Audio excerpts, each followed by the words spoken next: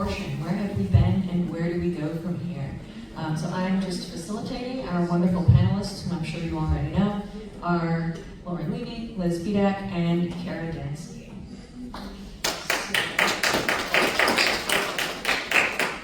I'll give you a brief bio of each of them, just in case you don't already know them. So Lauren Levey has been a women's rights and lesbian rights activist since the 1960s. She has worked to legalize abortion, organize consciousness-raising groups, and was one of the founders of the Sirens Women's Motorcycle Club in New York City, which rode at the front of the New York City Pride March for many years. She is a lawyer and came up with the idea for the EFAA, the Equality for All Act, WDI USA's proposed bill that would protect women on the basis of sex, lesbians, gay men, and bisexuals on the basis of sexual orientation, and everyone on the basis of nonconformity to sex stereotypes. Lauren coordinates both WDI USA's state legislative advocacy team and the Lesbian Caucus, and has been a member of the board since 2020. Our speaker after Lauren will be Ms. Fedak, who holds a doctorate degree in math and has worked on pediatric oncology models before switching to women's rights advocacy. She's a former board member of the Women's Liberation Front, or WOLF, and the current organizer of Roar Women NYC, and you should ask her about her bunnies. I have seen pictures of them, they're cute and fluffy. Finally, Kara Dansky is a lawyer, writer, and founder of the Substack newsletter Turf Report, as well as the Democratic Women's Declaration. She's published 2 books, the first being The Reckoning, How the Democrats and the Left Betrayed Women and Girls, and the second being The Abolition of Sex, How the Transgender Agenda Harms Women and Girls. I said those in the wrong order. The Reckoning is more recent, and we have it on sale in the ballroom if you are interested. It is also autographed. She also served as president and member of the board of directors of WDI USA for 3 years, from 2021 to 24, and as a member of the board of directors of WOLF from 2016 to 2020. Currently, she serves on the editorial board of the academic journal Dignity, a journal of analysis of exploitation and violence. Before turfing herself out of a career, she worked to reform the U.S. criminal justice system, including as senior counsel on criminal justice policy at the ACLU from 2012 to 2014. She has a JD from the University of Pennsylvania Carey Law School and a BA from Johns Hopkins University. So our structure is going to be pretty straightforward. Each of these speakers is going to speak in the order I've introduced them for about 15 minutes. I'll ask them a couple questions that come up for me as they're speaking, and then we'll open it up to audience questions. So without further ado, Lauren. Hi, everybody. So, let's see. That works, right? Yep. Okay. Most women now living have no memory of what it was like to live in the United States as a woman of childbearing age prior to the Supreme Court's 1973 ruling in Roe v. Wade. But I remember it very well. I was born in 1947, which was at the leading edge of the baby boom.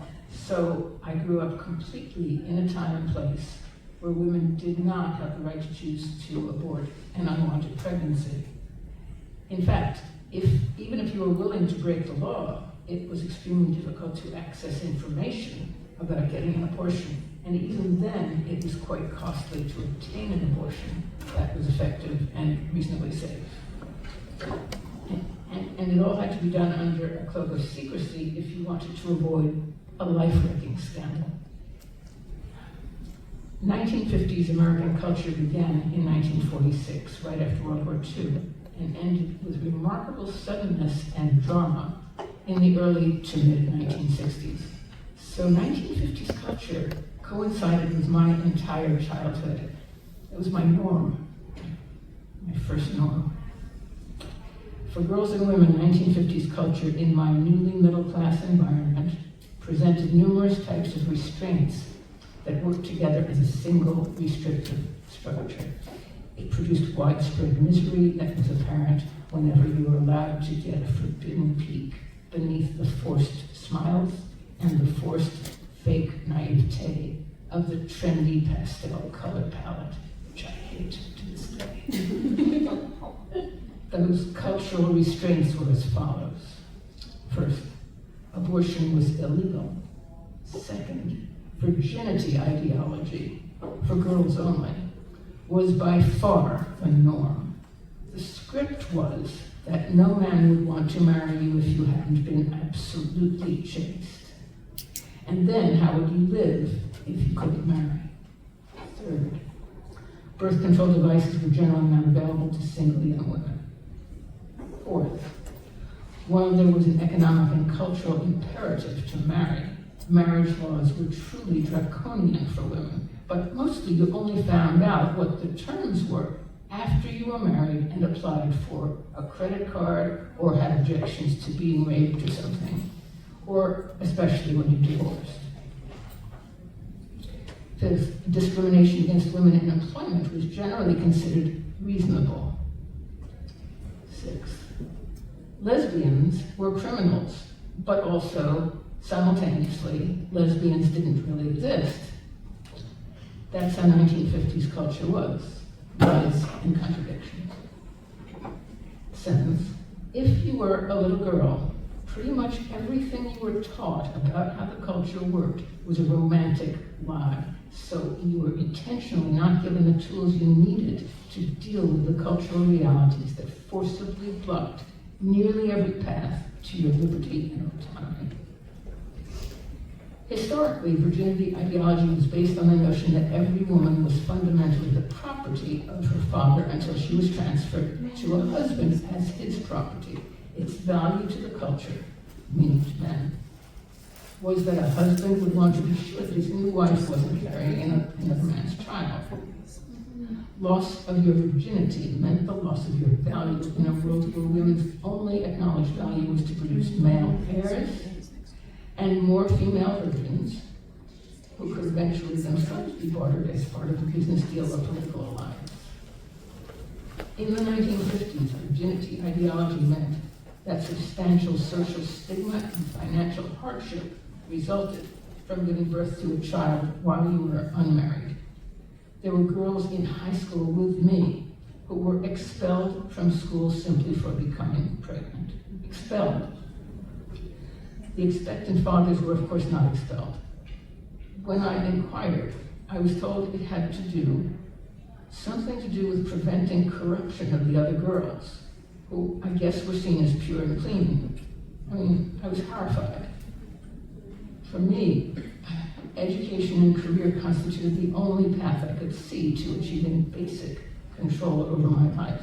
But pregnancy could disrupt that basic control for any of us even before high school graduation, even before high school. A high school pregnancy in my world, in that world, would create extreme shame, extreme panic, and extremely bad decision-making by all the parties involved. The girl's first option would be to keep it a secret and try to get an illegal abortion on her own. That decision could be deadly. Or the girl could try. Well, the girl could fail to find an abortionist at all and instead jump off a roof to her death. There was a girl at my high school who chose that option. Alternatively, the girl could tell her parents. It would go like this. The parents would make a scene. There would be screaming and perhaps beatings, all accompanied by nonstop shaming about ruining the family's good name, you're literally killing your father, so forth. And then the girl's parents would take charge of how the pregnancy would go. The girl herself would lose whatever little autonomy she had had. Her parents might threaten and guilt and otherwise pressure the boyfriend to marry their daughter immediately. Shotgun wedding. Right?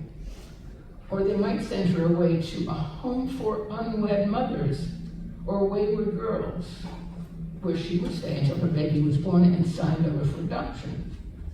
Or else they might arrange an illegal abortion for her, which might or might not be medically safe, because panic leads to bad decision-making. The shaming would continue forever. So, with abortion illegal, employers would reasonably hesitate to hire or promote any woman. After all, women could without warning have their lives and careers disrupted by unplanned pregnancy, making them inherently unreliable employees. Of course, it was reasonable to prefer to hire only men under those circumstances. And the wage gap was so wide that even employed women experienced great difficulty in earning a living wage. The gap was even worse for Black women, whether or not they had children, whether or not they were married, and whether or not they lived in a state that officially had racial segregation laws in place. The universal poverty wages served to ensure that virtually all women were required to marry in order to provide adequately for themselves, not to mention their children, and in order to avoid being forced into prostitution. So, virtually all women were under substantial pressure to exchange sex for basic necessities, one way or another. Divorce was unusual, and of course it was shamed. And pregnancy without abortion rights was always a concern, married or not. There was an additional complicating factor for me with respect to thinking about employment strategies. Even though I had a strong suspicion from an early age that I might be a lesbian, and therefore unlikely to experience a badly timed pregnancy or any pregnancy, I was as affected by the cultural presumptions as heterosexual women.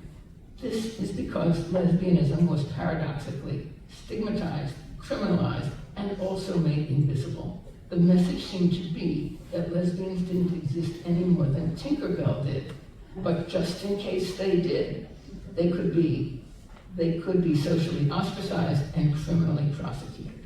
So there was an overwhelming presumption of heterosexuality that coexisted with general suspicion of every woman's reliability, coupled with a disinclination to hire a pervert and a criminal.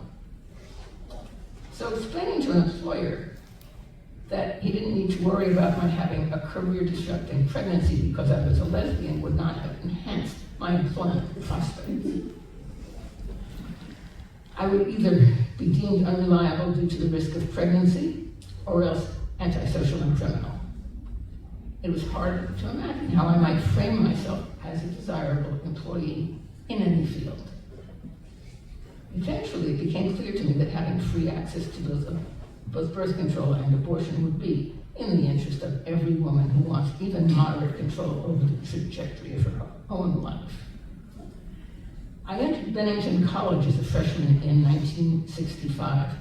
It was a tiny, very liberal college that had only women undergraduates, except for about 4 young men who were in dance and theater, who lived in a remote dormitory and who were all gay.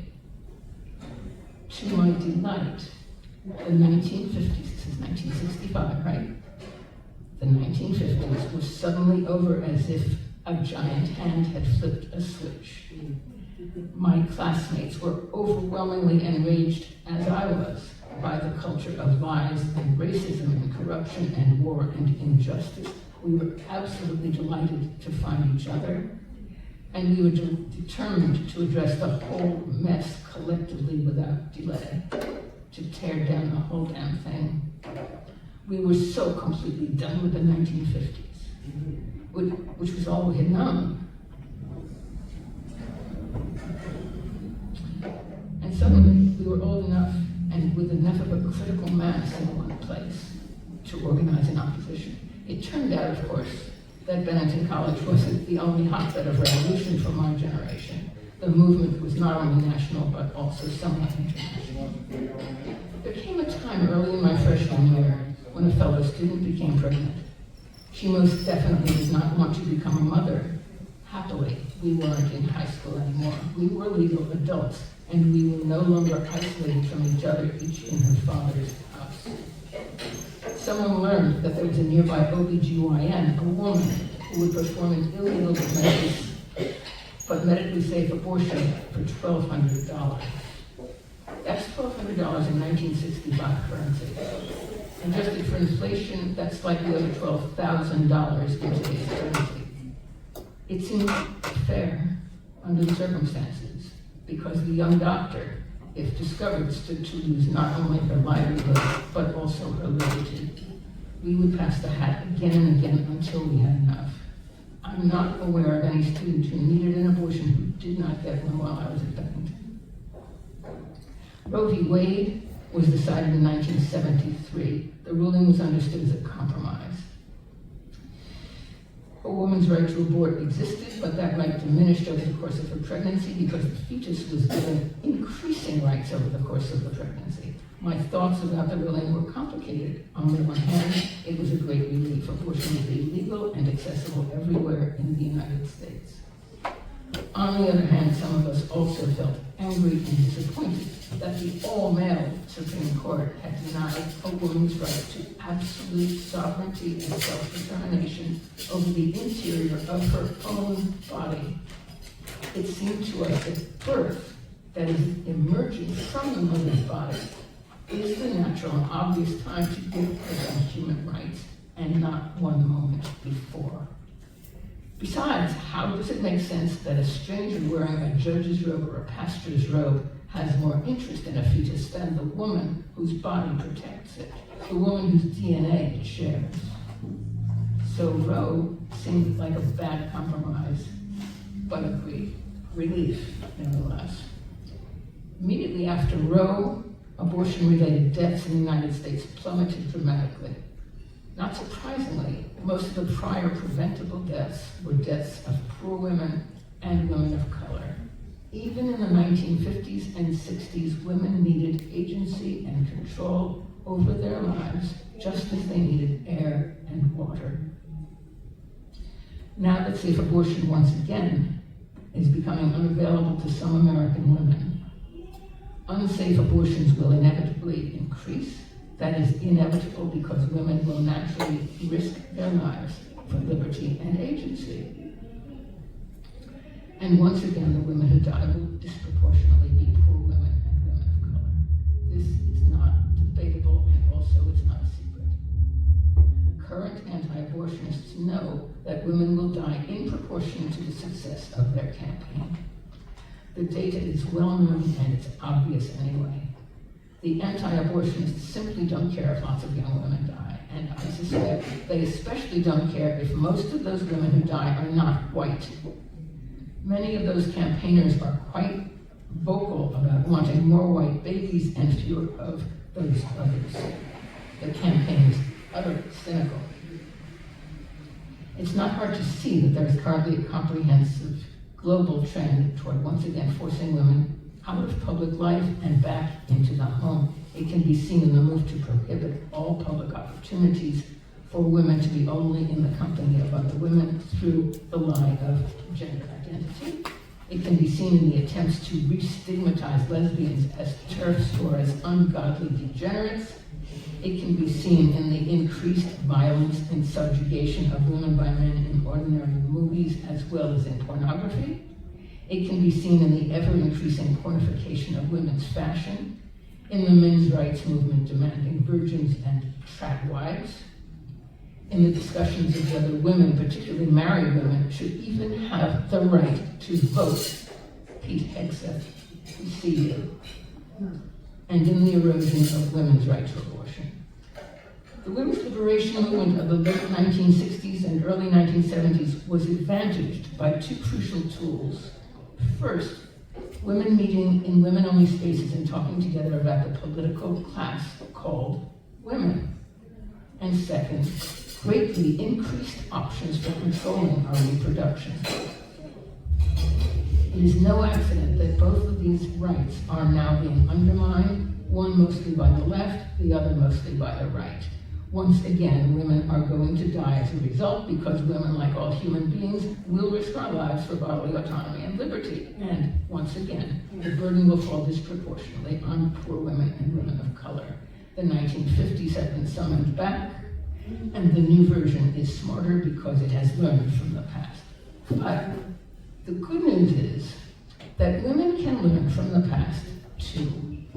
We now know that we did this once before, not very long ago, in my adult lifetime. And we can be smarter this time around too. Women will need better organization than men have got. More loyalty, more unity, more courage, and a clear analysis.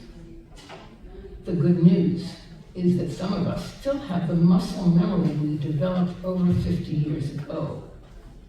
If we can cultivate the self-discipline to always automatically put all sisters first, to think deeply, to act collectively, and to cultivate courage. Maybe we can do this again, maybe even better than last time. Yes.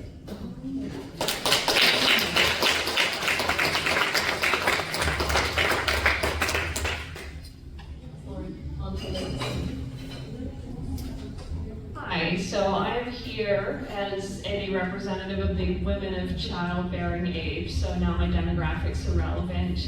I am 34 years old. I was born in 1991, and I did not even think about what? I did not even think about having children until this year, so this has been an issue my whole life. So, in growing up in exclusively the post-Roe era, there were still clinic bombings happening when I was coming of reproductive age. And there was also a lot of, I don't know, the internet had a lot of impact on it. So when I turned 18, I thought, okay, I'm barely legal now. So that part of the culture was steadily rising with the internet use becoming more common. And that was also the time when people were standing outside to harass women who were getting abortions at clinics. So even though Roe had passed, or that was still very much operative when I was growing up. Now the landscape has changed in a very interesting way. I talked to women in red and blue states, my friends, women who are, again, of childbearing age, and they had interesting things to say. So I talked to both pro-choice conservatives and women in deep New York State who were against fully legalizing abortion. And I'll talk about both of those women because they're interesting. Now the woman in Georgia is my best friend. Talk to me about this woman, I love her. She describes herself as a pro-choice conservative, and she said what swayed her was she was 19, she grew up hearing women are killing their babies, this is awful, this is demonic, and then she heard the bodily autonomy argument and it immediately convinced her, because she also describes herself as a classical liberal, and they're very into individual rights. So when she heard that pregnant women have fewer rights than a corpse to bodily autonomy, that immediately flipped her. And I asked her how she felt about the Dobbs decision, and she said she was terrified. She is married, she never wants kids, and she's afraid of losing access to birth control. She doesn't know what's going to happen to her if she gets pregnant in Georgia. So she's terrified on that end. And then I talked to a woman in New York City who was very left-leaning, and she had something very interesting to say. She said that the current mainstream arguments in favor of abortion access and reproductive rights weren't necessarily coming from a pro-woman perspective. And I don't think anything demonstrates that more than what's been going on in New York State. So I was invited to go to Women's Liberation Front in DC to advocate for sex realist positions, including this issue, reproductive rights, and also gender issues and whatever else is going on with these. So I was invited. My House representative is AOC. I tried to set up a meeting with AOC, and in her meeting list there are drop-down menu topics, and the one that I chose was reproductive rights / women's rights. And I picked that for my meeting topic and told AOC who I was with, Wolf and Roar, and then tried to set up a meeting. Nobody responded to me. So then I tried again a week later, and by that time women's rights had been taken down, and it was just reproductive rights. So it seems like, yes, this is what passes for women's advocacy in the mainstream platform. And other than that, there's also Prop 1 in New York State. So I cannot believe this happened, but I got handed the reins to this organization last year, March 2024, and immediately learned that there was a constitutional amendment on the ballot that I had to fight immediately. So it was Prop 1 in New York State. What it was is it marketed itself as a reproductive rights amendment, but if you look at it, there's nothing in the language of the amendment that references abortion or reproductive rights or women's bodily autonomy, but it adds, in its non-discrimination clause for sex, it adds gender identity. So essentially they marketed Prop 1 to the voting public as being about reproductive autonomy, but it wasn't. It was about ensuring that men could enter women's spaces. And even though some of the language might legally ensure, there might be legal arguments to be made, it didn't reference that. It wasn't written from a pro-woman standpoint. It was forced teaming the reproductive rights angle with gender ideology. And they probably say that they're both contained under bodily autonomy, but that's not the pro-woman stance. So what I can say, first of all, this woman, after talking to me, she realized you still need full legality, you still need women's right to bodily autonomy enshrined in law. It just feels like the current mainstream position is disingenuous. It feels like there's two different sets of powerful men fighting over women as resources, except for one set, the resource they're trying to extract is babies, and for the other, the resource they're trying to extract is sex. So all of the advocacy that we're seeing coming from the mainstream left is designed around men's sexual needs rather than women's right to bodily autonomy. There is no support for women who wish to be mothers because that doesn't fit in with what the men want.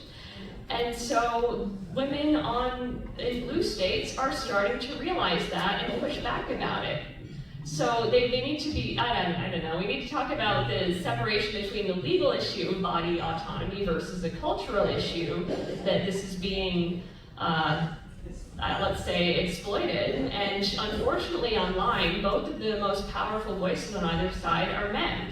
But as we've seen with my best friend, once they hear feminist arguments and once where we center around the premise that this is an issue about bodily autonomy, then it becomes very clear what the correct thing to do is. So I think that either way, we have to restore genuine women's advocacy. The loudest voices in both the pro and anti-choice side are men, and that needs to change.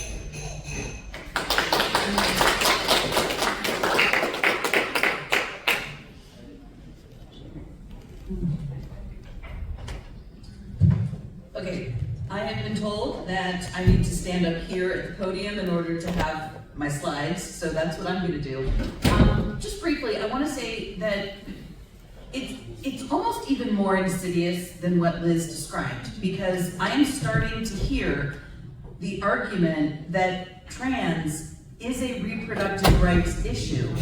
And the reason they say that is because children are sterilizing themselves, right? Like children are choosing, or their parents are choosing for them, to preserve their gametes and then sterilize themselves as a reproductive autonomy effort. So it's just really bad. Okay, so I am not facilitating this panel, but I proposed it in part because I think that what Lauren shared is so important. It is so important not to lose the history of the women's rights movement and to hear about it from women who lived it. So I may go over 15 minutes. Katherine, shut me up if you need to, absolutely. So I'm going to talk a little bit about how we came to have Roe v. Wade before we lost it, the creative things some anti-abortion activists have thought up to threaten our access to abortion, and what women have had to do over the years to fight for it. We've had to fight before, and we'll have to fight again. Even though I will never need access to abortion at this point in my life, I will stand firmly with younger women who might. Article 3 of the Declaration on Women's Sex-Based Rights states that states should ensure that the full reproductive rights of women and girls and unhindered access to comprehensive services are upheld. States should recognize that harmful practices such as forced pregnancies and the commercial or altruistic exploitation of women's reproductive capacities involved in surrogate motherhood are violations of the physical and reproductive integrity of girls and women and are to be eliminated as forms of sex-based discrimination, and that states should recognize that medical research aimed at enabling men to gestate and give birth to children is itself a violation of the physical and reproductive integrity of girls and women and is to be eliminated as a form of sex-based discrimination. So this is one thing that WDI USA stands firmly in favor of. We stand firmly in favor of these legal protection for women and girls and against the threats to women's right to abortion that we're seeing in the US today. So, a bit of history. The case that would come to be known as Roe v. Wade began in Austin, Texas in the late 1960s after a young law student named Sarah Weddington, pictured here, had an illegal abortion in Mexico in 1967.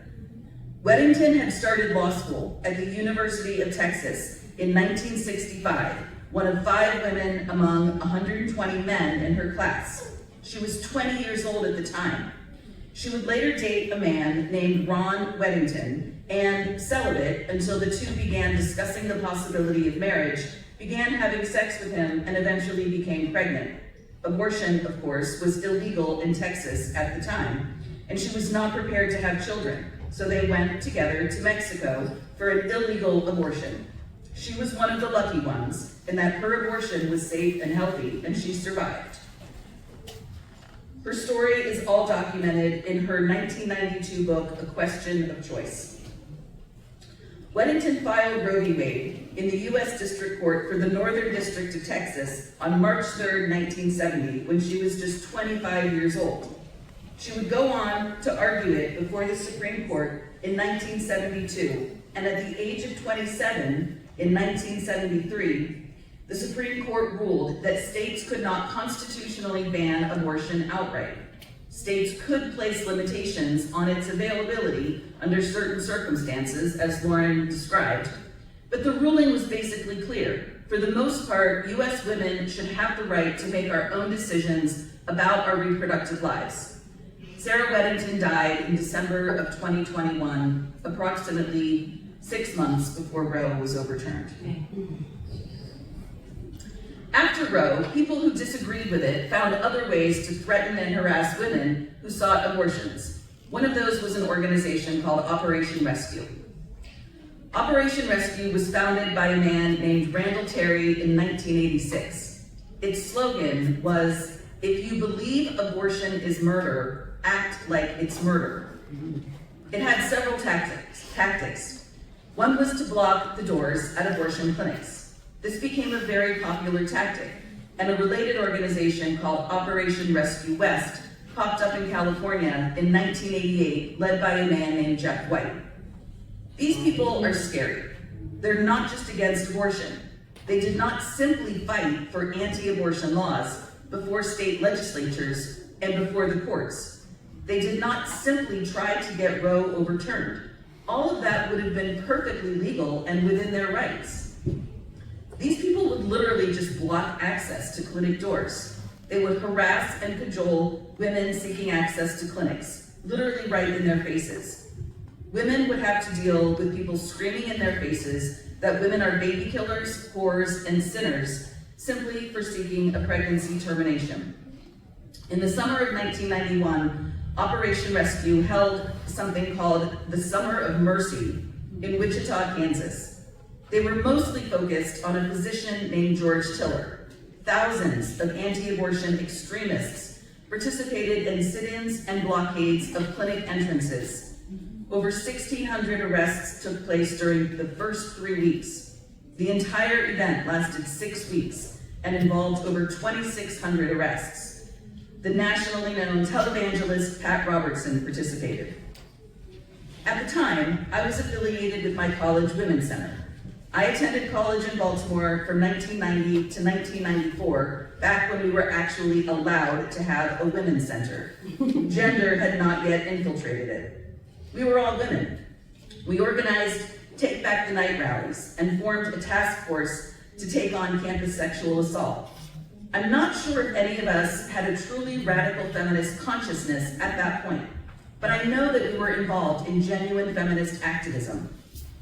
We decided to infiltrate an Operation Rescue meeting in northern Baltimore. It was one of the strangest experiences of my life. We had to pretend to be genuine meeting attendees, when what we were really there to do was gather intelligence on Operation Rescue. Randall Terry was there. He was the main speaker. Now, when I say this was a meeting, what I really mean was that this was an evangelical church service. Randall Terry was basically a preacher. preaching the gospel that women are subservient beings. The crowd would regularly shout out, "Amen," when he made a proclamation. We had to pretend to go along with it. It was eerie. That's when I understood what women are up against. So we started to defend abortion clinics in Baltimore and the women who were seeking access to them. And by defend, I literally mean with our bodies. I and other women were trained in clinic defense. We would get up at the crack of dawn and head to a clinic where we would form a line in front of the clinic. When the protesters would come, we would lock arms and stand firm, blocking their ability to approach the clinic entrance. There would be escorts who were usually men. When a woman would approach the clinic for her appointment, an escort would come out of the clinic to get her safely out of her car and into the clinic. We would break up our own line just enough to allow the woman and the escort to get through in order to approach the clinic doors. The protesters would scream and shout at her and us that we were all baby killers, sinners, and whores. This picture was taken at an abortion clinic defense training in New York in 1992. It squares with my memory of what this was like, though during actual clinic defense, we had to be much more disciplined. Our arms would not have been as slack as the women's arms in this picture, but you get the gist. In other words, in the early 1990s, even though Roe was the law of the land, we still had to put our lives on the line in order to protect women's access to abortion clinics. Incidentally, 1992 was also the year the Supreme Court decided the case of Planned Parenthood versus Casey. In that case, Pennsylvania had amended its abortion law to become much more restrictive than it had been.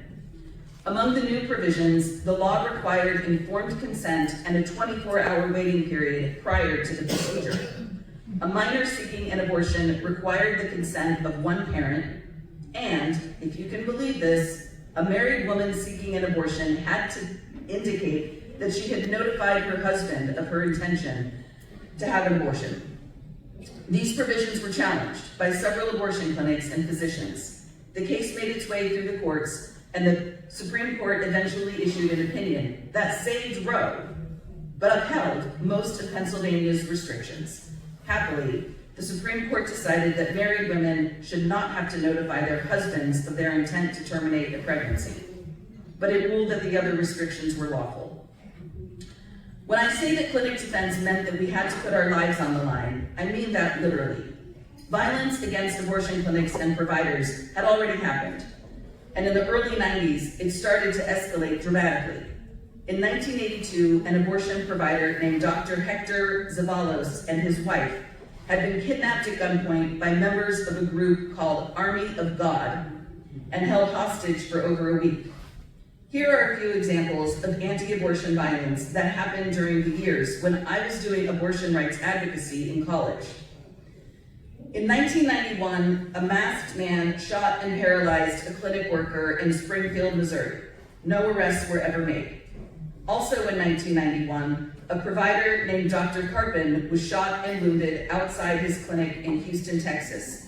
No arrests were ever made. In March of 1993, a provider named David Gunn was shot and killed while entering a clinic in Pensacola, Florida.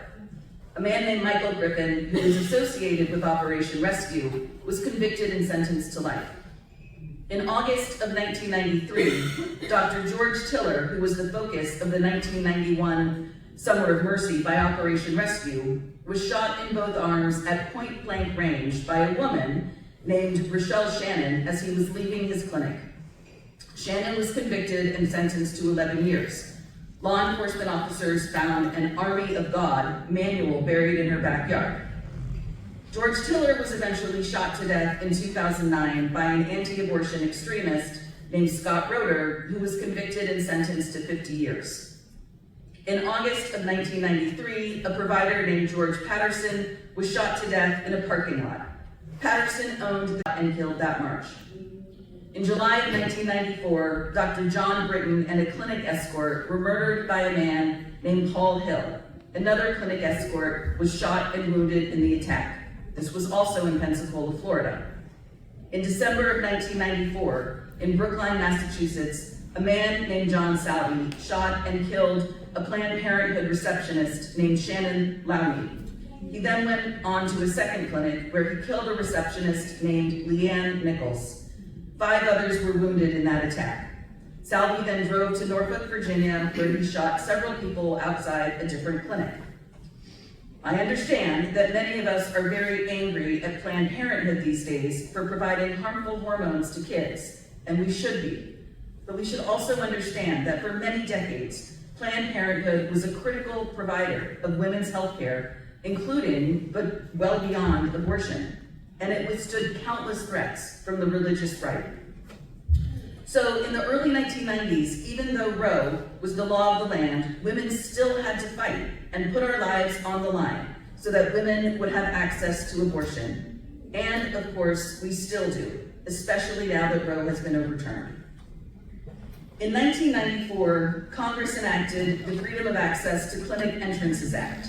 This allowed for federal criminal penalties for anyone who blocked access to clinics. During this time, states also enacted buffer zone laws, which created a perimeter around clinics to protect patients and staff from harassment, intimidation, or obstruction from demonstrators. As far as I'm aware, these laws have made literal physical abortion clinic defense unnecessary, but that could change. Those laws could all be repealed, and if they are, we'll be back where I and my friends were in the early 1990s. When it comes to abortion access, we simply cannot take anything for granted. I am going to skip a little bit. Okay, so in May 2021, the state of Texas enacted a law that provides that individuals, any individual anywhere, with the right to sue anyone who in any way helps a woman obtain an abortion after a fetal heartbeat is detected. So now I'm just gonna skip to what happened in 2021. So, is Jen still in the room? Yeah, okay. On October 2nd of 2021, women protested that Texas law in cities all across the country. This is an image of 3 women, one of whom is with us in this room, I think. Are you in that? Yeah. All signatories to the Declaration on Women's Sex-Based Rights, standing firm in Austin, Texas. The city where the recent Texas abortion ban was enacted, the 2021 ban was enacted, and the same city was where Roe v. Wade was born. On the same day, I joined a group of women in Washington, D.C. Lauren was there. This is me holding up a sign depicting a quote from the late Justice Ruth Bader Ginsburg, where she said this during her 1993 Supreme Court confirmation hearing. The decision whether or not to bear a child is central to a woman's life, to her well-being and dignity. It is a decision she must make for herself. When government controls that decision for her, she is being treated less than a fully adult human, responsible for her own choices. In December of 2021, TERFs rallied outside the Supreme Court during oral arguments in Dobbs versus Jackson Women's Health. We did something a little bit gutsy, which was bring our very TERF pro-abortion arguments to the pro-Roe side. We held signs like this. We chanted things. Oh, yeah, okay. We held signs like this. Now, okay. Let me see.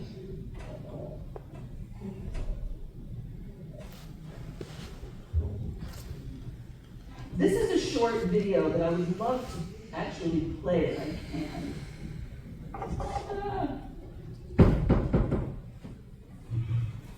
No. Does anyone see a play symbol? And by the way, the slides aren't showing up on the screen. I'm going solely on what I'm saying. Okay, well, so this is a chant. I'm filming it. Do you know how to do that? If we turn the lights down, we'll be able to see the slides better. I'm almost done. Very good, thank you. There we go. Yeah. All right, let's do this. Okay, so this is us doing a chant. That's Jen Thomas front and center with the bullhorn. I'm filming it, and there's Lauren. There's Beth Selzer, Elizabeth I think was there, no maybe not, Carrie I was Rose at was a there, different she's one. somewhere here. And we're chanting, we are adult, human, females. We want our sex, based, rights. So there we were on the pro-Roe, i.e. liberal, side, doing that. Okay, so women rallying for Roe should be our natural allies in the fight, and many of them were. And we gave a lot of women a lot of education about our fight against gender identity that day. But naturally, things being what they are, one group of women started shouting at us that we were TERFs and didn't belong. I will never forget watching one woman who was holding up a sign that literally depicted female reproductive anatomy, drop her sign and scream, "Trans women are women." She was literally prepared to drop her abortion rights advocacy to simp for men who call themselves women. Anyway, the point of all of this has been that if women want abortion rights, we're going to have to keep fighting for them no matter what. It's all become very complicated for the reason Liz was talking about. Today, the political left is linking abortion rights with protection of so-called gender identity in the law. This is the most cynical thing I have seen the so-called left do in my lifetime, and we're just going to have to fight back. So I was doing a Google search for fun images to end on, and this one popped up. This doesn't have anything to do with the ending of the presentation, but I have no idea where or when this image was taken, but it reminded me of myself in my college days, marching and rallying with other women to take back the night, so I thought this would work. Thank you very much. All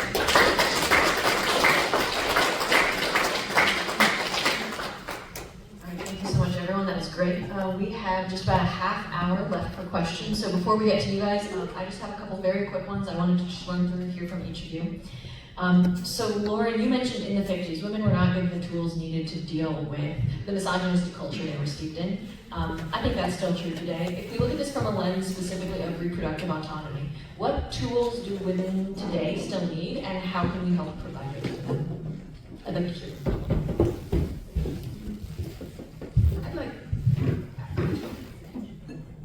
I'd like mothers especially to start telling the truth to their daughters. There's a lot of pressure to not tell the truth to your daughter. You might get it from your husband, you might get it from the government, you might get it from Child Protective Services, you might get it from some shrink somewhere, which is another issue. We should have a panel on that sometime. But I think that's core. Daughters have to learn this stuff over and over and over again. And the other thing is that I think that women have to start modeling courage for other women and for the next generation. You're going to keep having alienation of daughters from mothers as long as mothers say one thing and then do another or don't act on that principle.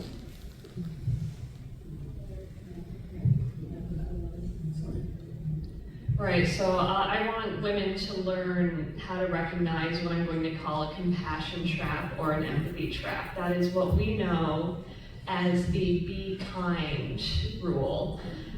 So be kind doesn't mean extend empathy to all living beings. It means extend empathy only to people who have social power, and then for everybody else, kindness to them is framed as cruelty to the group in power. This happens when people don't know how to tell when things are true. So when truth is socially constructed, necessarily the group with the more power wins because they have the aggression and the authority to scream over everybody else. So I want women to understand that being kind means being kind to women. And the people that I talked about, the reason that I was able to talk about them with this issue is that they still retained empathy for other women. That is what I want to restore. Let's say one of the best arguments I've heard Mary Lou Singleton made that fetal personhood, if that is established before women's personhood, that is going to destroy everything we've worked for. And so we have to recenter around establishing that women are human in law. I don't think I have really anything to add to that, but just to elaborate, because Mary Lou Singleton has been such an important teacher, specifically on this topic. Mary Lou sort of changed my life when she helped me get out of arguing about whether an embryo is a human being at conception, because that's typically the argument, right? Whether or not human life starts at conception. And what Mary Lou has helped me understand is that even if life starts at conception, women aren't required to be women aren't required to be the gestators of another human being. I'm not saying it as artfully as she would say it if she were here today, but that's the gist. So we can get out of the does life start at conception or not framework and just say that women aren't required to be the host of another human. And my last question, so something we've been talking a bit about locally. So I'm from Virginia, so kind of an odd place, politically, culturally, geographically. Used to be red, then purple, now it's blue, but it's kind of tenuous. So one thing we've been talking about a lot lately is how abortion rights are reverting to the states, and how this really serves to divide women. When we lost Roe, I think a lot of us expected this huge national uproar, and there was some, but it was not nearly as much as we were expecting. So given this dynamic where women in some states are really at risk and women in other states feel, their abortion rights are very secure, how can we unite nationally around this issue? We need to have more conferences like this one. Yeah. There just needs to be more feminist organizing. Well, it's so hard, right? Because this issue is so divisive. And I get yelled at a lot for my participation in this organization, my previous participation in this organization, and my previous participation in Wolf for having conversations with Republicans when it's strategic to do so on the topic of gender identity. And then I also get yelled at a lot from people who tell me I just need to completely abandon the Democratic Party and the left, and I just need to go full-on Republican, right? So I just get it from both sides. But one thing that means is that there's an opportunity here to talk to women and connect with women regardless of political values, and we can just connect with each other as women. I'm thinking that we could get more creative than we have been about talking to other women nationally. When one of the things that we did after Operation Rescue was formed and started to gain traction, I worked for an organization called Westchester Coalition for Legal Abortion. And it was basically one woman who financed the whole thing. And what she financed was simple. It was a loft, and it was filled with phones. It was a phone. Speak towards the idea that it's very important to know the history. I received a letter from the Army of God 10 years before that first picture that you put up from 1992. I received it in 1981. FBI came to my house, but I had already burned the letter at that point. My best friend worked for the abortion clinic that had been firebombed. The owners of that whole clinic that is still operating across from St. Louis, Missouri. It's in Illinois, Wisconsin. But that abortion clinic still has operated continually, but the owners at that time were kidnapped. And that's why the police came to me, because I received this letter from the Army of God. Bible verse, I still can quote to you what that Bible verse said. It was all in red, handwritten, creepy, faster. So, and again, because I'm older, I turned 74 this year. The first year I went to college, abortion was illegal. And I knew women that got it. And my roommate, luckily, because Rockefeller had passed it in New York, like 6 months before, and that's when she got pregnant, and happened to be also a girl I went to high school with. She got pregnant too. They and their boyfriends got in the car, drove from Indiana. I'm a Hoosier. I was born in Indiana, Terre Haute, Indiana. We were in Indiana State. And they drove all the way to New York, and were able to get legal abortions because they allowed women from out of state to come in. Yes, I'm sorry. And very traumatizing time then. Very traumatizing. Now, it's a way to traumatize women. This issue is a way to traumatize women and to keep us so that we are not operating joyfully and productively in the world.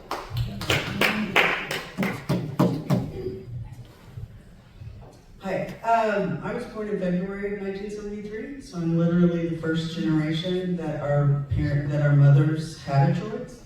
I also grew up in Wichita, Kansas, and I started college in '91. So the Summer of Mercy, which is a huge deal in changing my opinion on abortion, because the way that I grew up in a very religious background was that babies are wonderful, God loves babies, the whole babies are great. But understanding that that women have to be able to have autonomy over their bodies, which became very, very clear to me when my mom herself was pregnant before my youngest sister was born, and she started hemorrhaging, barely made it to the hospital. She was literally going to bleed to death. And her doctor said, well, I can't save the baby. And she said, are you kidding me? Save me. And she was very pro-choice, although she's otherwise very, very conservative. My dad has always been pro-life. But in that instance, in his mind, that wasn't an abortion, that was what was necessary to save my mom. My question is, do you see the fight against gender ideology where we have a common cause with some on the Christian right, especially women? How is that an opportunity for us to connect with those women who, many of whom either feel that it should be up to women, have strong feelings about the government being involved in family life, or just honestly are already pro-choice? I'm sorry, this will need to be our final question. Okay, we're out of time. Yep. Sure, so I've talked to conservative women on this issue, and the thing is the people that you can't reach everybody, but the people that you can are self-filtering. So I've talked to women on the Christian right who will not associate with me because I stand up for lesbians, but then I talk to others who are just kind of curious because they've never heard these arguments before. And I think the government control issue is very strong because the classical conservatives should want less governmental control. And the bodily autonomy argument is also strong as well. But I have found that keeping those avenues open has led to productive discussions in this area with women.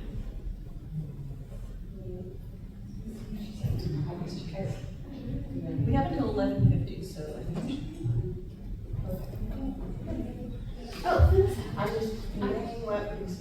I just have a real quick thing. We'll get to you, talk fast. Okay, I just want to thank all of you. In 1982, I was 15 and had an abortion, legally. I have 4 adult children, and I am not talked to, like Kara, by many of my far left friends, and I'm not talked to by some of the conservative right, but I have found a way to talk to both because I'm speaking out on the girls and women in sports. I believe I can help in this fight. I was also silenced as a coach, which this hasn't even been brought up because I haven't told many people. I would tell my teams of high school girls, 1, never let a boy push your head down. 2, if you're going to have sex, make sure you're protected. And 3, blowjobs are sex. You know, make sure you know that. And to the girls who were lesbians, I said, just make sure it's, you know, both people want it. I was fired for saying that blowjobs are, basically I said to these girls, blowjobs are sex, don't do it. And if you are having sex, please go to health services. And what my question is to me, the women is how I got fired, the mothers. A girl went to her mom, and the mom went to the school and said, Kim's talking to the kids about oral sex. And I was fired within a week. So in this, I'm asking you, I have a bigger issue actually with women fighting against me than men. I'll talk about this later. And just thank you to all of you, because I am so lucky. My sister was a certified nurse midwife. She was also very intuitive and said, "Are you pregnant?" Over the phone, she had not seen me. And I was going to school every morning, going to the locker room where nobody would be there to puke every morning in that locker room. So thank you all. In red. Thank you. I'm just wondering why we've never pressured in any kind of way men to have vasectomies and then have to defend their bodily autonomy.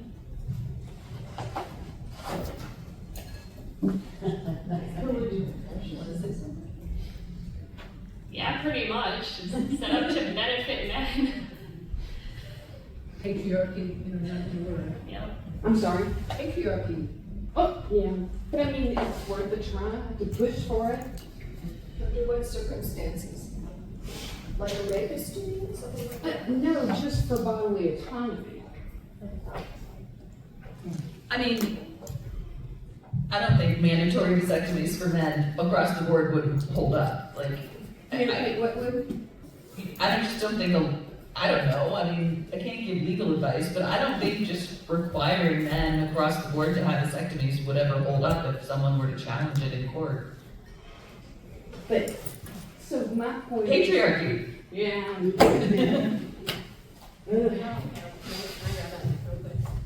mean, I love the idea. I also love the idea of mandatory vasectomies. The issue becomes he's lying about it, and you think he has a vasectomy, and then you're 4 months pregnant, and you find out he lied.